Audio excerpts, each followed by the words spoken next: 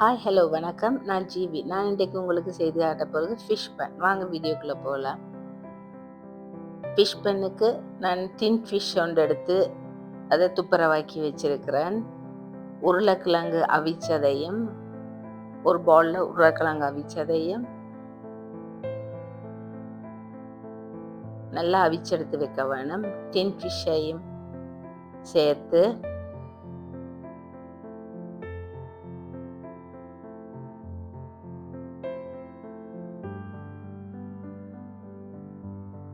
ரெண்டையும் சேர்த்து நல்லா கலந்து கொள்ள வேணும்.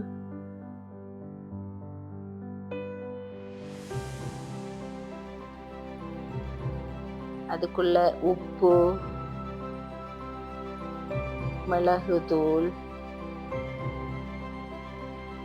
மஞ்சள், கறி பவுடர்,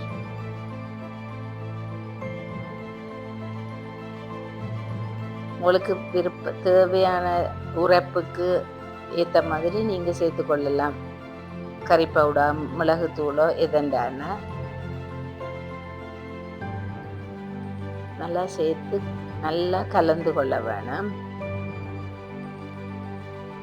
கன பேர் கேட்டிருக்கிறீங்க மெஷர்மெண்ட்டை சொல்லி. நான் இந்த இன்க்ரீடியன்ஸையும் மெஷர்மெண்ட்டையும் வாயால் சொன்னேன்னா இந்த வீடியோ பெருசாக போயிடும். அதால் தான் நான் முதல்ல ஸ்க்ரீன்லேயும் வருகுது, டிஸ்கிரிப்ஷன்லேயும் இருக்குது. நீங்கள் ஸ்க்ரீனை போஸ்ட் பண்ணிட்டு பார்க்கலாம், இல்லைன்னா டிஸ்கிரிப்ஷனில் போய் பாருங்கள். அப்புறம் ஒரு பேனை அடுப்பில் வச்சுட்டு அதுக்குள்ளே கொஞ்சம் எண்ணெய் விட்டு அதில் கடுகு பெருஞ்சீரகம் போட வேணும். எண்ணெய் கொதித்த உடனே தான் ஒரு மீடியம் ஹீட்டில் வச்சு கொள்ளுங்க அடுப்பில் பாத்திரத்தை.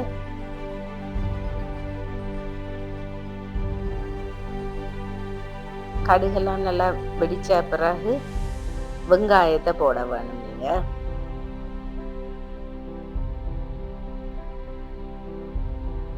வெங்காயத்தை போட்டு வதக்க வேணும்.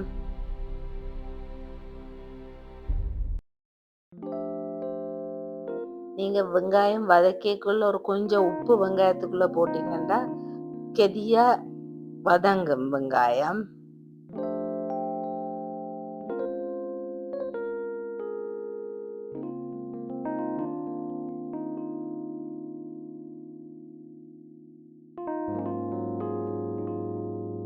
அதில் ஒரு துண்டு கருவா, கருகப்பிலை எல்லாம் சேர்த்து கொள்ளுங்க.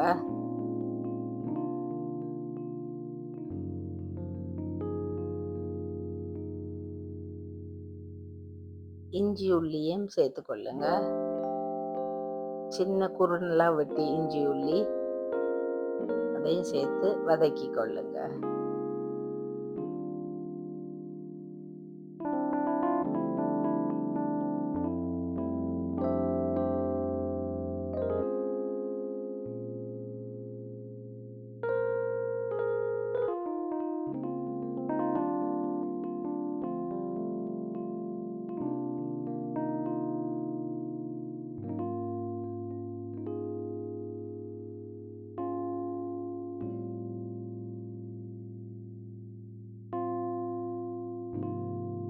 வதங்கிக்குள்ளேயே கொஞ்சம் மஞ்சள் உப்பையும் போட்டுக்கொள்ளுங்க.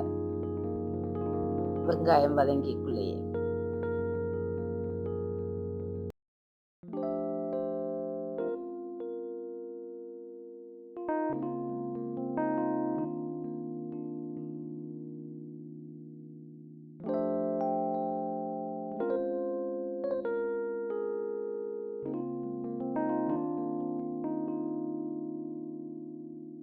அதுக்குள்ளே இப்போ நீங்கள் சேர்த்து வச்ச டின் ஃபிஷ் உருளைக்கிழங்கு கலவையை இதுக்குள்ளே போடுங்க. போட்டு நல்லா கலந்து அதை குக் பண்ண வேணும். அதை நாங்கள் கறி போட்டது அது இன்னும் மணங்கள் போடுறதுக்காக, பச்சை மணம் இல்லாததுக்காக கொஞ்சம் வதக்க வேணும்.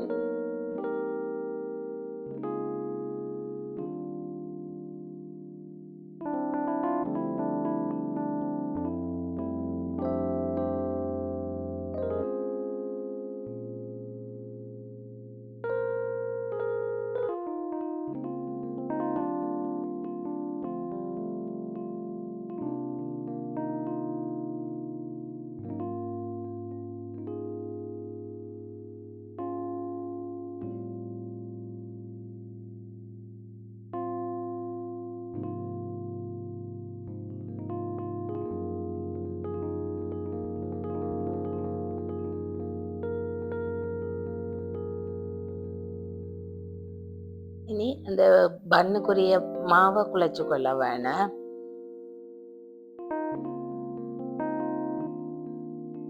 முதல்ல ஈஸ்ட்டை ஒரு பவுல்ல ஈஸ்ட், சீனி, warm water, lukewarm water விட்டு கரைச்சு கொள்ளுங்க. ஈஸ்ட்டை நல்ல கொதி தண்ணி விடக்கூடாது, விட்டா ஈஸ்ட் அது பொங்கி வராது.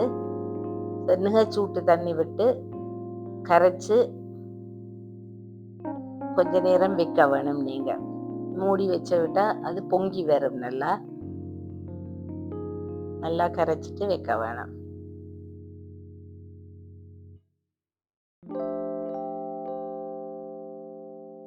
அது பொங்கி வந்த பிறகு மாவுக்குள்ள அந்த ஈஸ்ட் கலவையை விட்டு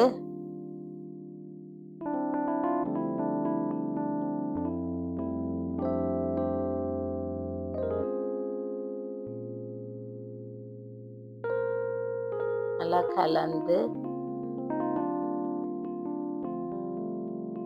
அதுக்குள்ள முட்டையை அடிச்சு விட வேணும்.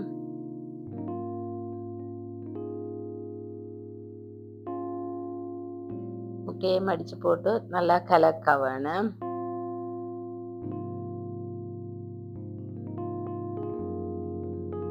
பால் விட வேணும். பாலும் கொஞ்சம் சூடா இருக்கிற பாலை விட்டு குழைக்க வேணும். கொதிக்கிற பால் இல்ல, கொஞ்சம் மிக சூடான பால்.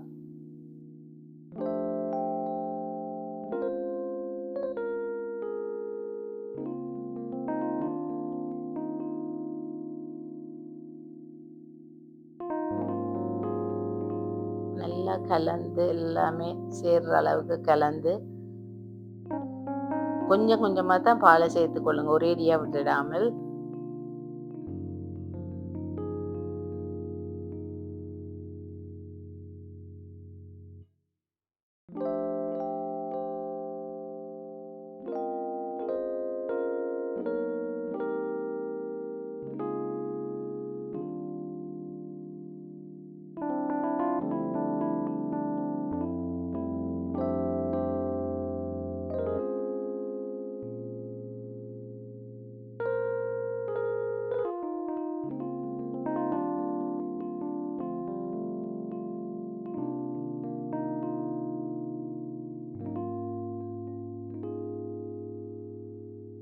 நல்லா கலக்க வேணும். நல்லா குழைச்சிட்டு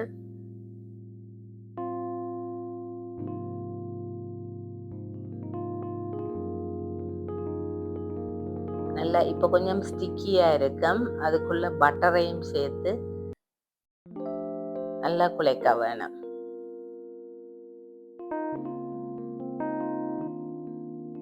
பட்டரை சேர்த்து குழைக்க கொஞ்சம் ஒட்டுற மாதிரி இருக்கும், பிறகு சரியாயிடும். நல்லா நீட் பண்ணி நல்லா அடிச்சு குழைக்க வேணும்.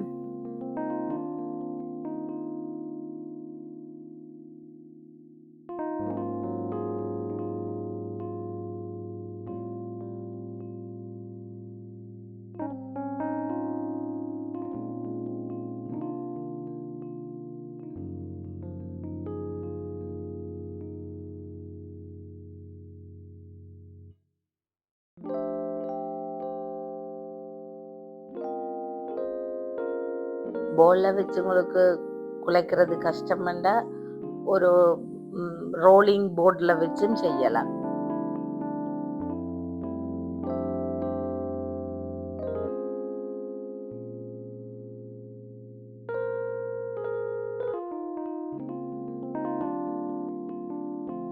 ஓரளவு சின்ன சின்ன உருண்டைகளா எடுத்துட்டு அதை நீங்க ரோலிங் பின்னால ரோல் பண்ண வேணும். ஆகல மெல்லிசா இல்லை, ஒரு அளவா ரோல் பண்ணிட்டு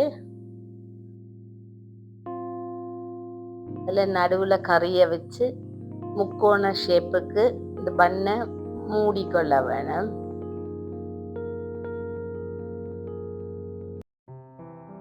இந்த முக்கோண ஷேப்பில் வச்சுட்டு மூடிட்டு நல்லா ஒட்டி விடுங்க. ஒட்டிட்டு அடிப்பக்கத்தில் நல்லா ஒட்டிட்டு அப்புறம் திருப்பி மெட்ட பக்கத்துக்கு முட்டையால் பூசி விட வேணும். முட்டை மஞ்சள் கரு போட்டு அடிச்சுட்டு ஒரு ப்ரஷ்ஷால் பூசுங்க. நான் இதில் அது காட்டு இல்லை, ப்ரஷ்ஷால் பூசிட்டு மேலால எள்ளு தூவி விடலாம் விருப்பம்ண்டா.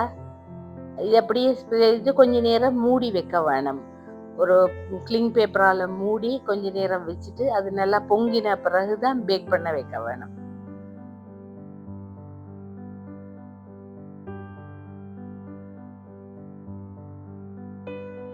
என்னுடைய வீடியோவை நீங்கள் சப்ஸ்கிரைப் பண்ணிட்டு பாருங்க. அப்போ நான் போடுற வீடியோ எல்லாமே நோட்டிஃபிகேஷனாக வரும்.